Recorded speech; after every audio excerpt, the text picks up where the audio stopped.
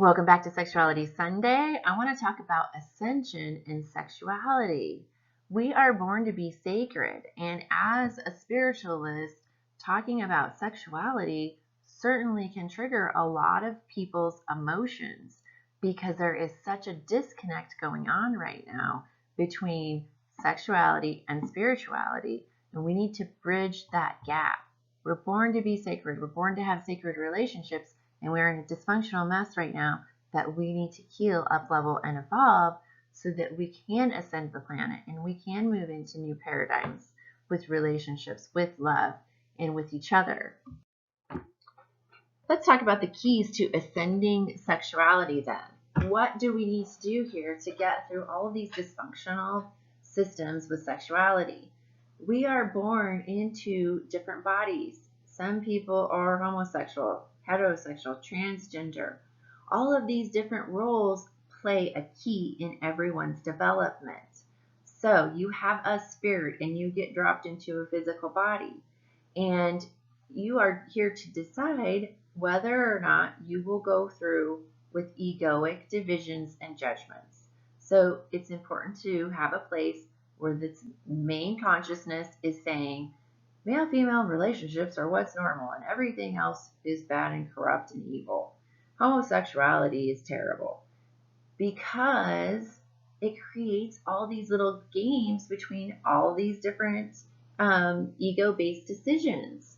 And if you are born into a homosexual body, into a world that's full of criticism and judgments for them, you have to really deeply self-partner, and you have to become a solid sense of yourself in order to not let the judgments and criticisms bother you.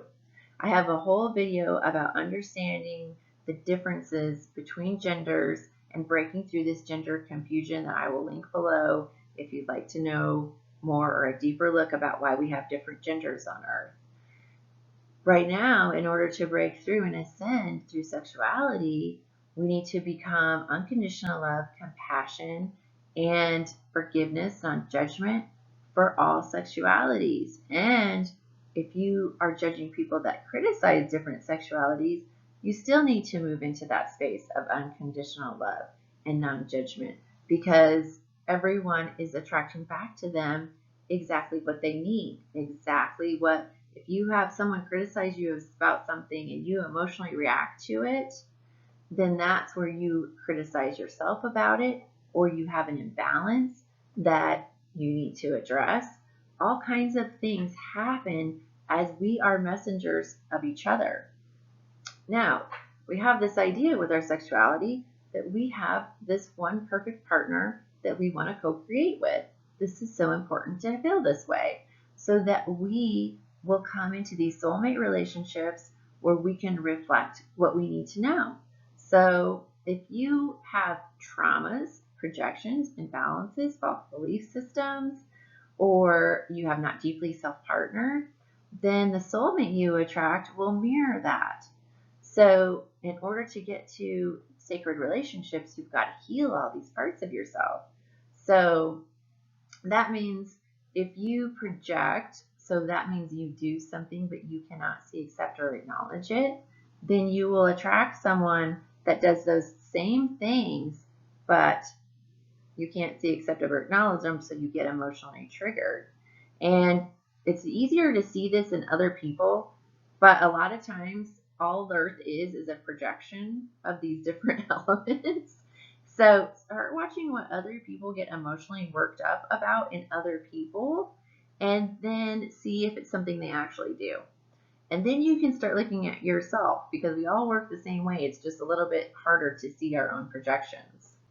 If you have imbalances, then you attract someone who reflects that imbalance. So if you constantly are a giver, and you will meet someone who's constantly a taker until you can balance giving and taking. If you are an overspender, you will most likely attract a tightwad money pincher, because you need to be a perfect balance of this generosity and spend in an evolved, conscious way. So all of these little things are meant to bring us into balance But what happens is people get triggered, and then all they do is stay in this space of having a soulmate and then whining and complaining and moaning and groaning about that person. So if you have toxic relationship with yourself, then you attract toxic people. So let's say you can't stand up for yourself, then you will attract someone who will run over you and create suffering so that you will finally step up to the plate to standing up for yourself. This balanced self-love is a key to us ascending our sexuality. There's also all kinds of issues around our bodies that we are holding shame. And we've got to move out of those paradigms as well. So our soulmates are the keys, and we attract what is within us. So we're meant to be sacred. We're meant to have these wonderful relationships, and in our souls we know it. But we're in this dysfunctional paradigm because no one really knows how to do self-work, go through their emotional traumas, see their projections, or deal with their imbalances. So once we get to this space of coming into ourselves and working on ourselves and seeing everything as a reflection of us, then we can move into this ascending of sexuality, ascending of relationships, and movement into new paradigms. Because if you've never deeply self-partnered, then you will attract someone that abandons and betrays you. And once you get to this solid sense of yourself, no matter who abandoned and betrays you, you will never abandon and betray yourself. And this is an important space to get to so that then you can really attract someone who loves you and adores you. Until then, everything that is holding us back from sacred relationships is within us and needs to be healed within, and needs to have us take these different steps to evolve and move through. So I hope that's helped you to understand where we're at with needing to ascend our sexuality and our relationships and attract the soulmate twin flame relationship that is in perfect harmony. Requires us to be in perfect harmony, us to move through all these negative emotions around sexuality, around our bodies, around all kinds of different paradigms that interlink with sexuality. So do your emotional work of self-discovery and awakening, and then we can move into new spaces and new relationships and new ways. So I hope that's helped you to understand how we can ascend through all these dysfunctional sexuality belief systems and mess that's going on right now. You can check me out at www.soulstrippers.com. I've got an online healing program, and I also do past life regressions and spiritual counseling.